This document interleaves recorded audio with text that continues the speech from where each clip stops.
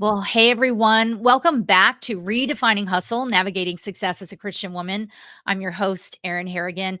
I am so thrilled to have our guest today, Dr. Saundra Dalton-Smith. So you may have been following her for a while. I don't know if you've had the opportunity to read or listen to her book, Sacred Rest, but I listened to that this summer and it profoundly impacted the way I view Sabbath, the way I view rest. And especially in light of me always talking about how do we redefine hustle and emulate Jesus in our work, rest, Sabbath, critical components of all of that. So, Dr. Saundra, welcome to the podcast. Thank you. It's my pleasure to be here. So, what I want to unpack today is about sacred rest and why it can be such a challenge, certainly for women, but for us as Christian women. But I'd love to know why you decided to dive into this topic and where it all came from. I feel like this topic decided to dive into me. It's not necessarily a topic I had anticipated would be my writing journey. I initially started writing about freedom for women, Mm, and that's where my heart has been and has always been.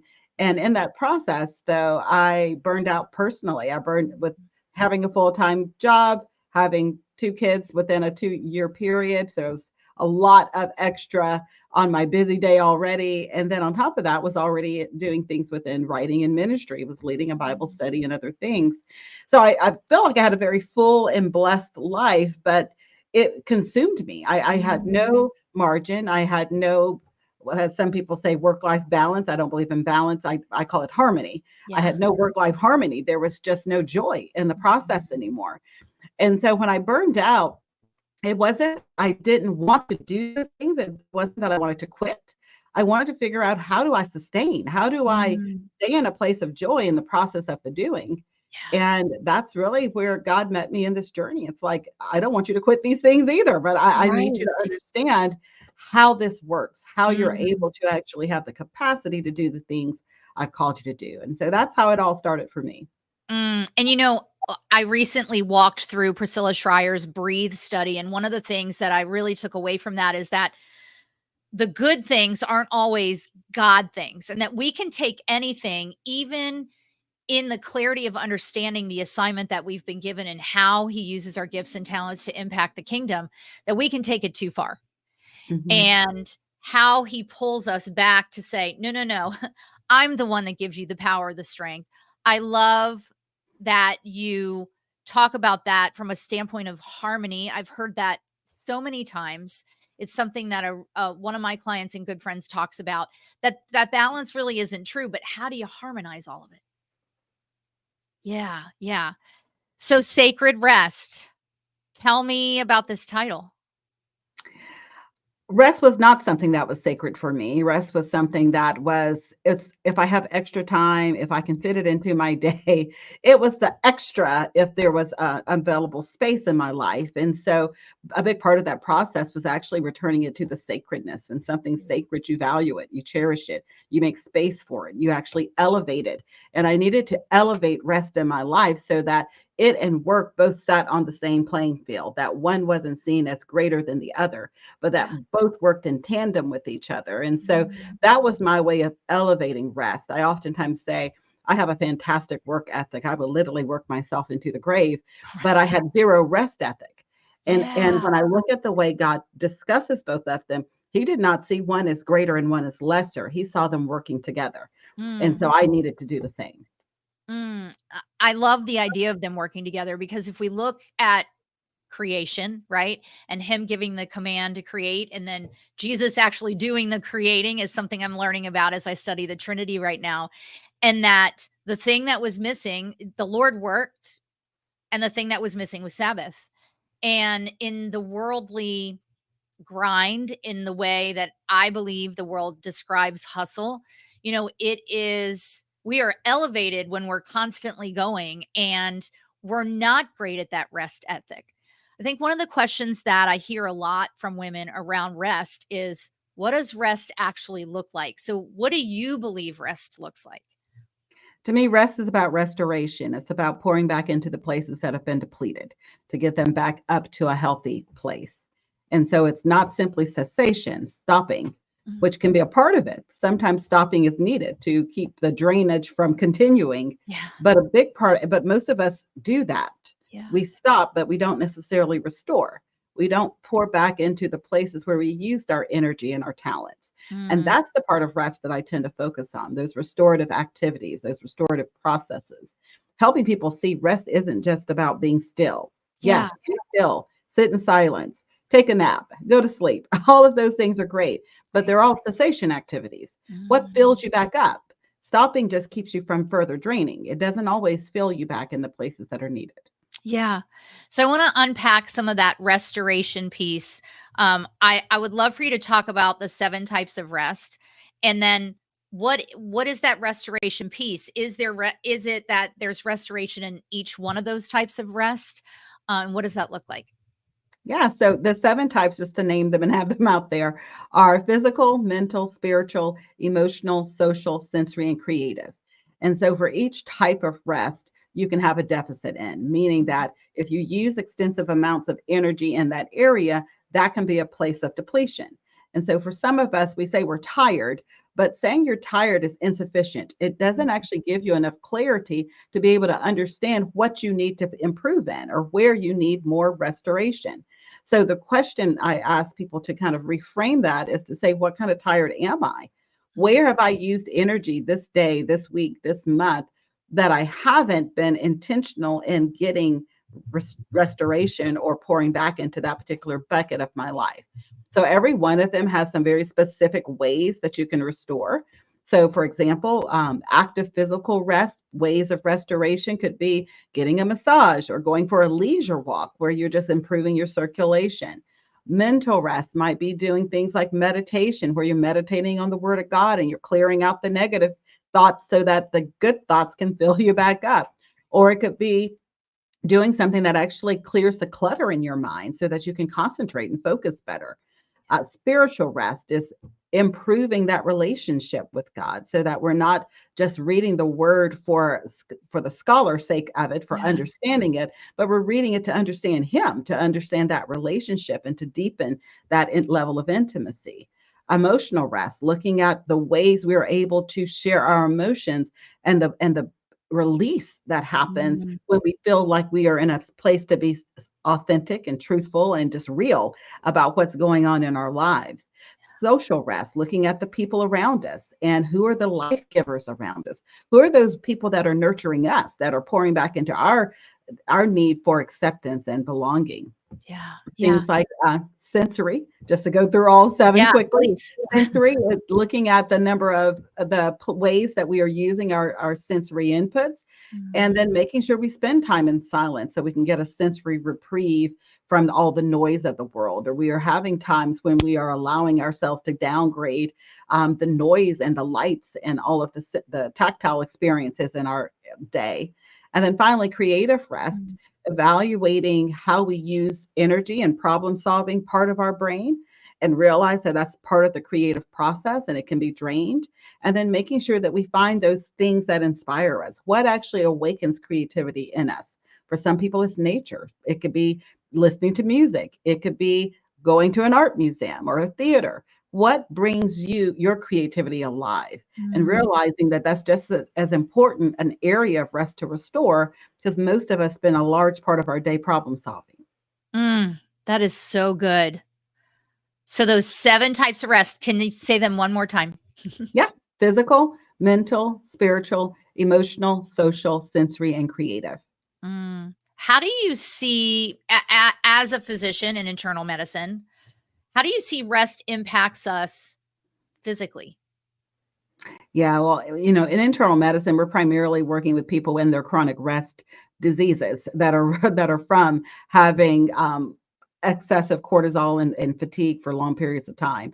So whenever someone gets stressed, their body releases hormones, and one of the main ones is cortisol, which high levels of cortisol affects everything from blood pressure, which then leads to heart attack, strokes, affects your insulin levels, which then can lead to diabetes and insulin resistant and metabolic syndrome.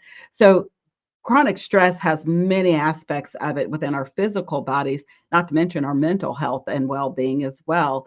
And so I think for some people, realizing that rest isn't just about feeling better, it's about your overall health. If you have chronic high blood pressure and you're like, my doctors can't get it down, they say I need to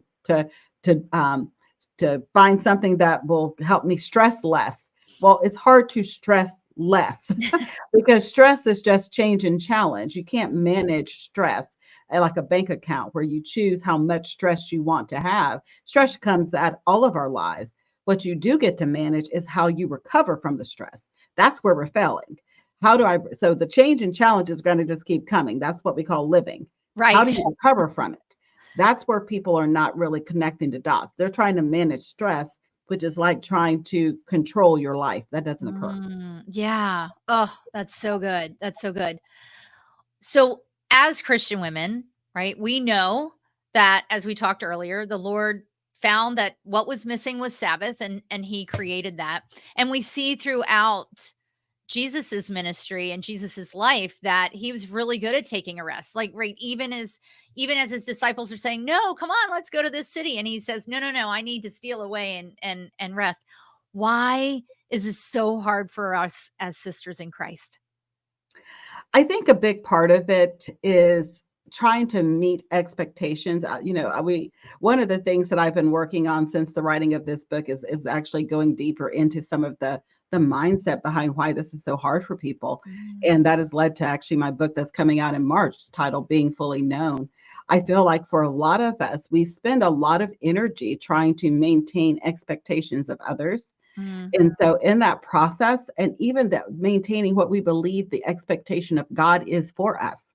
So we yes. get caught up in this trap of doing over being, and we don't see just simply being as ever being enough. So if I'm not working, then I'm not worthy, and no one wants to feel not worthy. So Mhm. then it's like this perpetual cycle that you stay on, because part of the ability to rest deals with trust and identity, and that's sometimes areas that we don't really have the fullness of our revelation in. Yes. I was mentioning earlier, I'm doing a study on the Trinity right now, and one of the things that the author talks about is that Jesus has fulfilled every requirement that the Father has for us. And still, even in my own notes, right? Oh, but doesn't he expect this? And doesn't he expect this? And doesn't he expect this? And I think you're so right. Those keys of identity and trust are places that we struggle. And maybe sometimes we struggle because we look around at, the fathers in our world, and we try to put a human comparison on the Lord. I hear all the time women saying, my biggest issue with letting Jesus lead is I just need to trust him. And so what do you gosh, well, how do you deal with that personally? Because I mean, you have your own, obviously, your relationship with Jesus. And so how do you reinforce that trust for yourself? Yeah, that's I love that, because that's actually how I came up with the framework for my newest book. The full title and subtitle is Being Fully Known: The Joyful Satisfaction of Beholding, Becoming, and Belonging. And Mm, so the first part of that is beholding. I yeah, can't trust someone I don't know. And so parts of God that my heart is resistant to knowing because of past pain or life or experiences or whatever it is, or past disappointments, if we're going to just be frank about it. But there's parts of us that we need to behold God in the fullness of who he is, so mm, that we can understand him better and begin to build trust. Trust is it's no different than trusting a human. yeah, There's a bit of, you have to have relationship with someone to trust them. I don't naturally trust strangers. I right, give them a portion of trust just in common courtesy, but to trust them with my deepest, darkest secrets, so to speak, right, that's earned over relationship. And it's very similar. We trust God to an extent, but to increase that level of trust to the place where you're able to step out in faith and do things like Abraham or any of the great, right, heroes of the Bible, there's a deeper level of relationship, and that's the beholding, seeing who God is, beyond what you know him to be. And right. that's the part that's hard for us, because it Mm, stretches our mind about the possibilities of what can occur from that relationship. Absolutely. One of the things that I believe we have a challenge with in beholding him is believing that he could love us so much despite our sin, despite our mistakes, and that we don't have to go and earn it. Yeah, like you said earlier, Dr. Sandra, this need to live up to all of these expectations, and and we put that on the Lord. Well, he must expect me to keep going. He must expect me, like he gave me this business and I need to steward it. And so I have to keep going, because if I don't, what if it falls apart? Right? And Mhm. sometimes, first of all, what he brings you to, he will prepare you for. And sometimes things do have to fall apart. I mean, that's how we deepen our faith and our trust. Yeah. Yeah, I think all of that I have to hold it together is a definite setup for failure. Mm. If you're building something of God, because it's like building the Tower of Babel. If it's all Yes. about what you can hold together, first of all, it's not going to be as big or, as sturdy as it could be Right. because it's only being held by human ability. It's Mm. not actually founded on the cornerstone. It's not really founded on those types of kind of spiritual principles that take you somewhat out of the fullness of that equation. You're a part of it, but you're not all of it.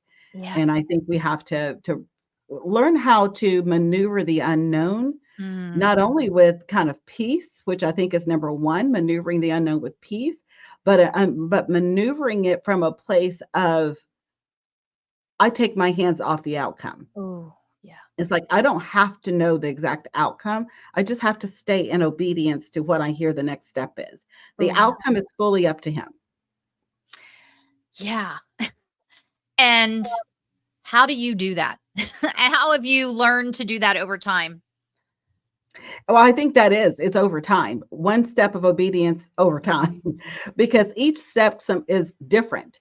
Like I might be asked to do something today that I'm like, oh, I passed that test 20 times. No problem, God. Yep, I'll Right. do that. Yeah. And then I may be asked to do something that it completely stretches me, humbles me, embarrasses me, makes me feel all the feels. Right. And it's like, but I have peace. I know this is what he's asking me to do. Right. I have peace inwardly, although everything my flesh, everything about me is screaming, no, let's not do this. And so at that point, you have to make a choice. And sometimes I pass it and sometimes I fail it, Mhm. because God has been asking me to rest for years before I Mhm. decided to rest. It's like Right. I knew I should have known burnout was coming, but I didn't want to make the change. When God Mm. asked me to step out from full-time practice into doing what I do now, running a workplace well-being consulting agency and speaking and all of that, for 3 years, I said, "I hear you, but no, I Mm. don't know how that would work. How do I pay my bills if I'm not doing the job I've always trained for?" Yeah. So I think it's never easy, but I think the more you behold him, the Mm. more clearly you see what he's trying to do in and through you, even if you don't know the outcome. And so Mm. it becomes easier to say yes. Yeah. Thank you for being so vulnerable too in this, and sharing that you kinda dug your heels in, right? For that "Oh, 3 I'm years, like, stubborn." Lord, no, are you kidding me? Have you seen the numbers? You know what I mean? Because I think that sometimes we can look at authors or those talking on certain topics or whatever and thinking, "Oh, they have it all figured out." But you have your own journey in the midst of it. And one of the things that I really enjoyed listening to the audiobook, because you read the audiobook, right? And so you could put in the inflection of what you were feeling in that moment and what you were dealing with. And so I love that you're willing to share that from your own perspective, because in what you just said, right? When the Lord is calling you to one thing and you're like, this is the job I've always done. What do you mean you want me to step out of this? I think so many women face that, whether they're in a professional situation and they're moving to a new role or desiring a new role or desiring to step out, or they're in business and they need to let some things go because God has bigger things for them. Yeah, I always feel like God ask me to write books or that are not the book that I want to write necessarily. I didn't want, the first couple of books I wrote, I truly wanted to write those books. I was like, yes, these are the books I want to write. And, when Sacred Rest hit my spirit Mhm. as a possibility of a book, honestly, I thought to myself, nobody's going to want to read this. Nobody wants to talk about rest. This is not the book I want to write, God. And I just remember being completely shocked at the number of publishers that offered a contract Yeah. for that book. It was shocking to me. And so when this thought of discussing what I'm discussing now, which is basically what we're talking about right now, the struggle that women have. I've been coaching women now for about 5 years, and just seeing over and over again the number of women who come with me with things like, well, help me figure out my one thing. Help me figure out what God's trying to get me to, what he's saying. Help, like I Yes. can just like a genie, like, "Boop, this is what your thing is." And I'm Right. like, it doesn't work like that. Mhm. And one of the things that I just really saw that was really heavy on so many women's heart was trying to fit into this box of the one thing God's called them to. Yes. And he started speaking to me through the scriptures as it talks about the 5 talents, the 2 talents, the 1 talents, and all of that. And I was like, God, I started asking this question of people: what if you're a 5 talent person? Mm. What if he specifically deposited more for you to discover about yourself, and you've stopped at the one? Yeah. And it was so enlightening to see you mentioned speaking with your audience about the freedom chapter. That was part of the revelation that he took me deeper into that freedom chapter, because I had one dimensional, I'm a doctor. This is how I heal people. Yeah. And what God has just been showing me over these past 10 years of processing is that you are at your heart, you're someone who desires to see people healed. Mm. Mind, body, spirit, finances, career. That is at the deepest part of your heart. So when you stop at just the physical healing with medicine, you're not even allowing yourself to experience the other parts of you and be known the way I know you. Oh, It was a reality check to hear that God say, you don't know you like I know mm. you. Yeah. And Yeah. you've only seen this one part because that's all you've been willing to allow me to show you. Let me show Mm. you more. So it's been an amazing journey since the writing of Sacred Rest, just seeing how God has just shown me, you have no idea who you are. Mhm. And the fact that, like, we'll never fully know that. No, not till we're in heaven. But I Yeah. feel like so often many of us stop Yes. at the little glimpse we've seen, Right. especially if that glimpse happens to be successful. If Yes. that glimpse is providing for your family, if that glimpse is meeting your own need for acknowledgement, if that glimpse is doing the things you need it to do, most of us stop short of actually knowing ourselves in the fullness of the way God wants to reveal who we are Mm. to Mm. ourselves. And to me, that speaks right to the beholding piece. Yeah. Yeah. Oh, that's so amazing. Dr. Sandra, we're gonna finish up, and I want you to talk just another minute about this book that you have coming March 2025. I know you talked a little bit about it. Um, why is this the next book? Well, I think for me, a big part of my life, when I look back on it, a big part of it was trying to figure out where I fit in. I think I spent a lot of energy, burned out in many cases, trying to figure out where I fit in God's big picture. And the last section of the book is belonging. And I think what's really come to the forefront of me and what I really hope to convey through this new book is that we need to stop spending unnecessarily energy trying to find out where we fit, Yeah. and really understand the places where we already belong, the places where we're not trying to fit in, but we naturally fit. Our gifts and our talents and our personality and all those things we spend so much energy trying to contain, that they are free to be able to be displayed in however God chooses to use them. And I want to see rest, and really the principles from Psalms 46:10, be still and know, Yeah. is that part of that stillness is that process of beholding, Mhm. becoming, and belonging. There, Mm. when we have moments of stillness in our lives, it can reflect on some of these areas so that we can more clearly see who we are, so we That's can see what God wants to do in through and with us. Oh, that is so good. March 2025, everyone. So keep an eye out. Follow Dr. Saundra. Go get Sacred Rest. As I mentioned earlier, I listened to it as the audiobook, and now I have the printed book because I know I'm there. I want to take so many notes and highlight and all the things. Dr. Saundra, where can our audience connect with you? Yeah, so my main website is ichoosemybestlife.com. I have a podcast by the same name. And if you are curious which of the 7 types of rest you're most deficient in, I highly recommend visiting restquiz.com. You'll get a free assessment. It'll tell you what your scores are in all 7 types of rest so you can have a place to begin in your rest journey.